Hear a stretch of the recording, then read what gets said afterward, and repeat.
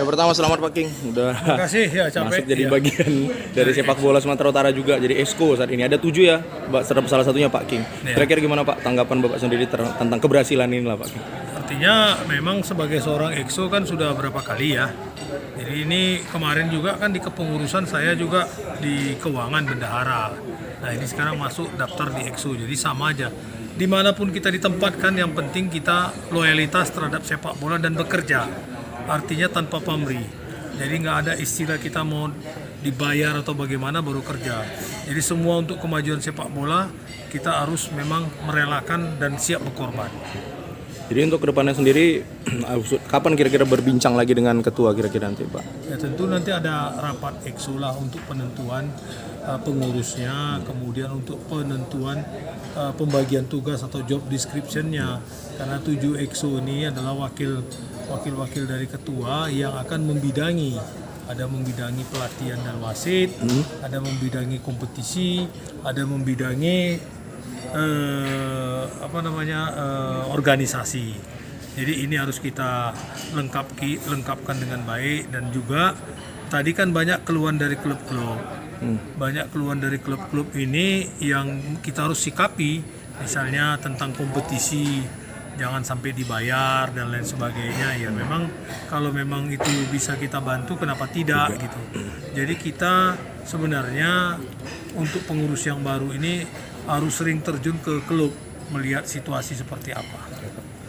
Kira-kira Pak, dengan masuknya 3 klub lah Pak, Bapak sekarang bukan hanya sebagai PSMS jadinya kan Pak, kalau udah PSSI. Kalau dulu pun PSSI. Oh iya. Kan, iya. Ada 3 klub nih Pak yang intinya mewarnai Liga 2 nanti. Kira-kira gimana Pak? Ada Karo, PSDS dan PSMS. Saya sendiri. udah katakan dari awal bahwa kita sangat apresiasi terhadap masuknya 3 klub. Sebab ini kan bukan barang baru. Ini PSDS kawan saudara kita kan. Dari lama dulu waktu zaman perserikatan sama-sama di divisi utama. Jadi sama gitu. Kemudian juga kita sering uji coba tanding dengan PSDS. Dan kita juga pernah main di Lubuk Pakam dan sebaliknya. Begitu juga dengan Karo United. Dia sekarang kan lagi masuk ke Liga 2. Tentu harapan kita dengan adanya Karo United nanti akan bertambah pariwisata daerah Brastagi. Betul. Kan gitu. Tentu stadion yang ada di Kabanjahe akan dibenahi lagi. Karena Kabanjahe itu udah punya stadion. Samura, ya. Cuma kan kurang terawat. Artinya masih bisa dibenahi. Kemudian udah ada central ban-nya, jadi mudah-mudahan bisa lebih baik. Iya. Terus Pak, sedikit Pak melenceng, kalau persiapan PSMS sendiri gimana kira-kira Pak? Baik, tentu PSMS ini nanti kan tadi sudah disampaikan oleh Ketua Kodrat. Ini kan antara pimpinan nanti akan mengadakan rapat dulu seperti apa.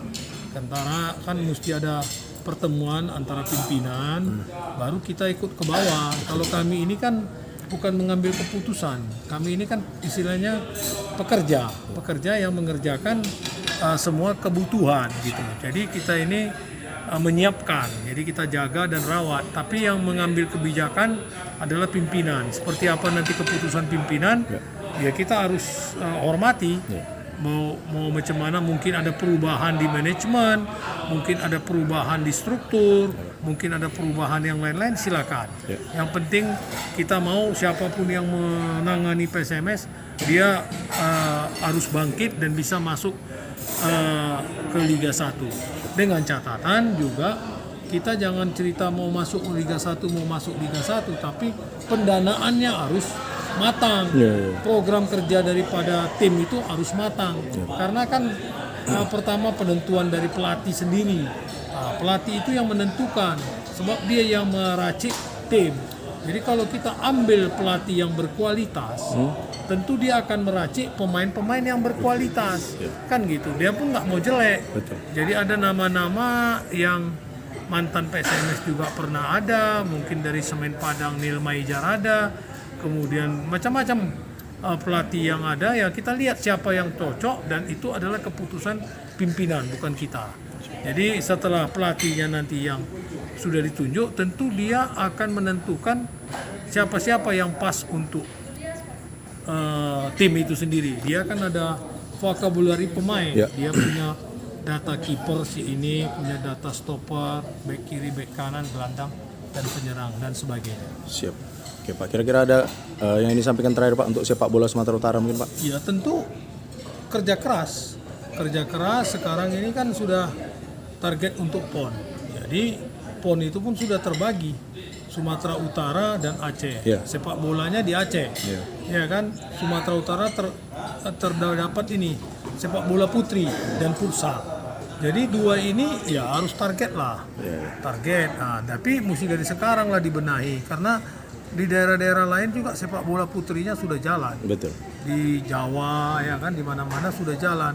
Nah di kita sepak bola putrinya ada tapi bukan di Medan, tapi di Asahan. Iya. Asahan yang kita lihat sepak iya, di Asahan itulah sepak bola putrinya yang ada. Jadi itulah yang harus kita bangkitkan lagi dan cari bibit-bibit untuk sepak bola itu sendiri. Oke Pak, itu aja Pak. Makasih banyak Pak King. Terima kasih, selamat sore.